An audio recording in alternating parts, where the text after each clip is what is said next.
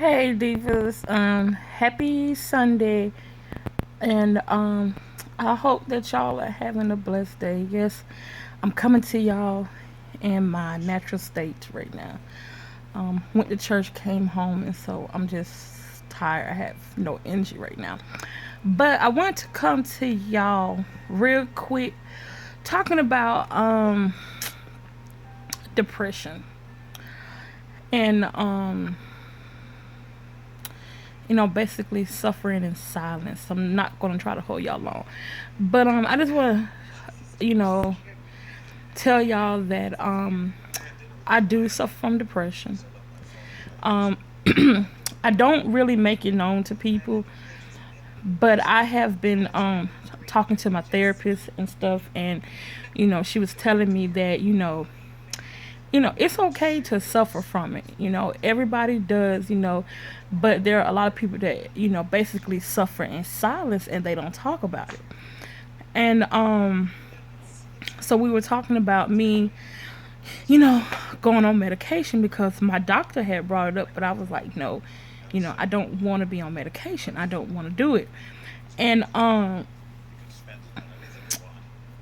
was in denial about suffering with depression for a minute, but I um I was like, I need to, just let people know, because the more you talk about something that you deal with, the better you heal. And I was talking to one of my best friends. She suffered from the same thing too, so she understands where I'm coming from. And she was like, Ebony, you shouldn't have to suffer in silence, because it's too many people that suffer in silence and things happen, and people wonder why they do this because they never spoke up. I'm not saying that I have, suicidal thoughts where I want to hurt myself. I just have those days where, with me, there is no in between. There is no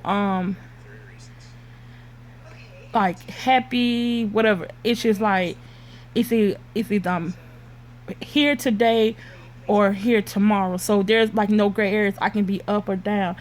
And there are days where I wake up in the morning and just be like, oh, I can't do this. I don't really want to be up. I really don't want to do anything.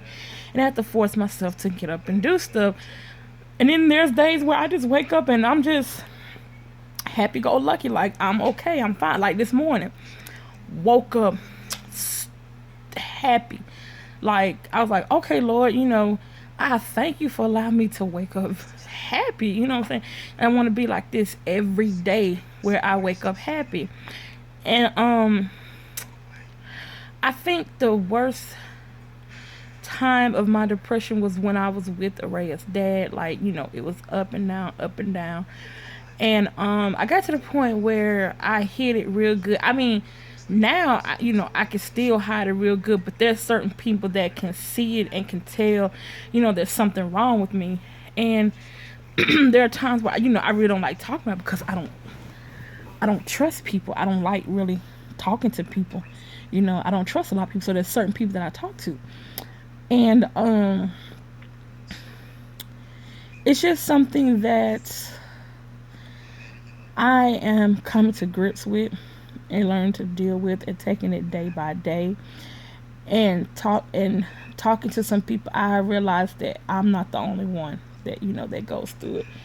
And I don't I don't want my babies to go through it. You know what I'm saying? I don't want them to have to suffer through the things I go through. And I y'all, I'm sorry. My depression got worse after when my mom really got sick, and then after my sister left.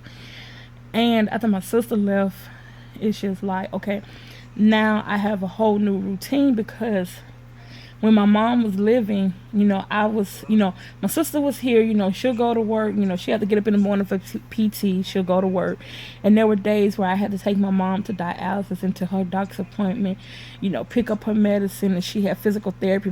I have to take her to physical therapy and all this other good stuff. And there were days where, for 1 month, she was in and out the hospital So me and my sister, we were back and forth in the hospital with my mom.